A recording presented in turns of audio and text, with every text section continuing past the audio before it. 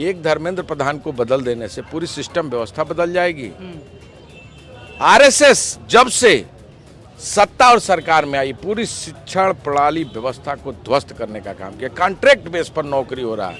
आप देखेंगे परिवहन विभाग हो, लोक निर्माण विभाग हो, बिजली विभाग हो, शिक्षा विभाग हो और तमाम, चाहे वो असिस्टेंट प्रोफेसर की भर्ती हो, सभी जगहों पर कॉन्ट्रैक्ट बेस पर नौकरी आज दी जा रही है। खासकर युवा, नौजवान छात्र अब इनके जाल से निकल चुका है। व्हाट्सएप यूनिवर्सिटी ने इनकी सरकार लाई, अब इंस्टाग्राम इनकी सरकार को लेकर जाएगी। नौजवान के पीठ पर इस सरकार ने खंजर घोंपने का काम किया है।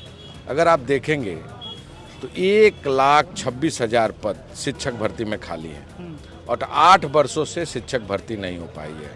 दूसरी तरफ आप देखेंगे तो जो शिक्षा सेवा चयन आयोग है, असिस्टेंट प्रोफेसर की भर्ती का मामला, उसका भी पेपर लीक हो गया। 2022 में टीजीटी और पीजीटी का जो मामला है, विज्ञापन जो निकली, वो कट ऑफ 124 और 25 तक पहुंच गया।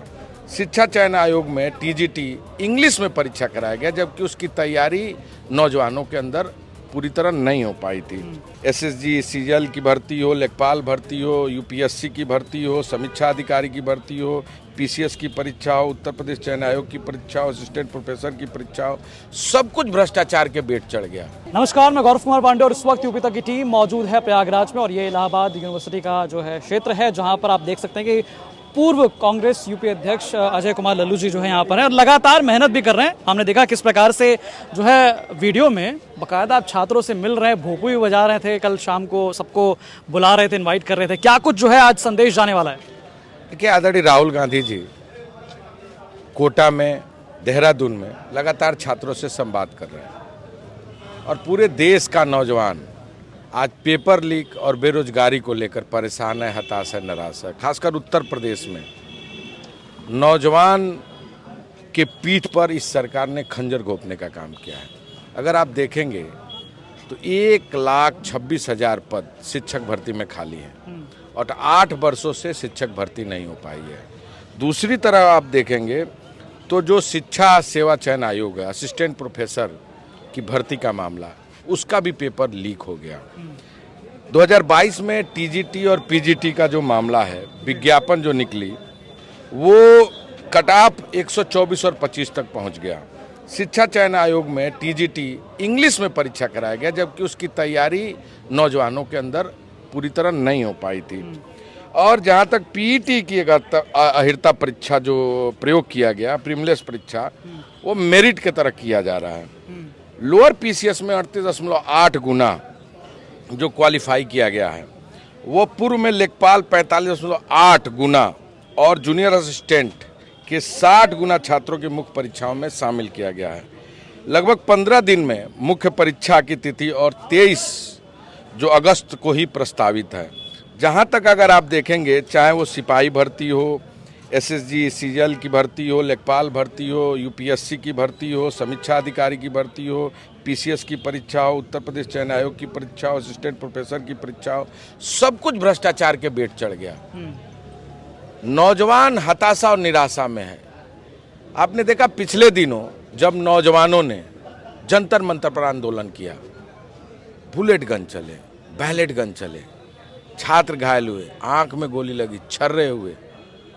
23 से 24 नौजवानों ने आत्महत्या कर ली सिर्फ इसलिए कि नीट का परीक्षाओं का पेपर लीक हुआ। 20 लाख, 40 लाख, 50 लाख, 60 लाख में आज डॉक्टर बन रहे हैं। 2021, 22, 23, 24, 25, 26, ये लगातार 5 साल पेपर लीक होना क्या दर्शाता है? क्या आप नौजवानों के भविष्य के साथ खिलवाड़ करेंगे? क्या नौजवानों के साथ धोखा करेंगे? इन्हीं नौजवानों ने आपकी सरकार को लाने का काम किया था। आप यह सोच रहे हैं कि एक धर्मेंद्र प्रधान को बदल देने से पूरी सिस्टम व्यवस्था बदल जाएगी।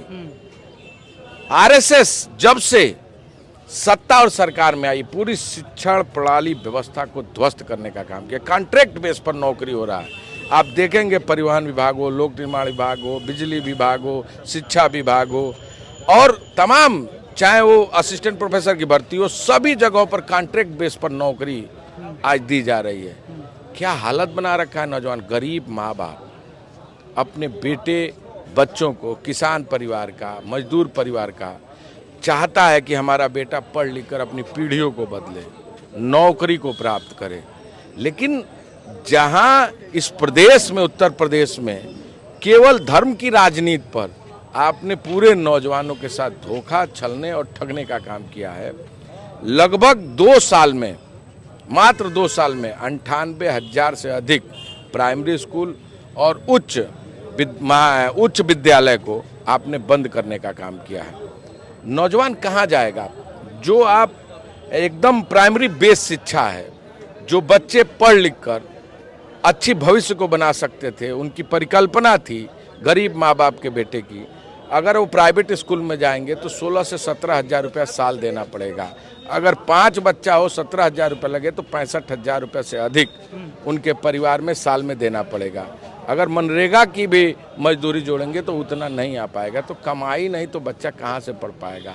कहीं ना कहीं इस देश में और प्रदेश में जो डबल इंजन की सरकार है और आरएसएस की सरकार है, उसने पूरी शिक्षा प्रणाली व्यवस्था, परीक्षा प्रणाली व्यवस्था और रोजगार प्रणाली व्यवस्था को ध्वस्त करने का काम किया है। इसी मुद्दे पर आदरणीय राहुल गांधी जी इलाहाबाद की धरती पर, प्रयागराज की धरती पर छात्रों से संवाद करने आए हैं और हमें उम्मीद है, भरोसा है, जिस तरह नौजवानों ने इनकलाब लाया है,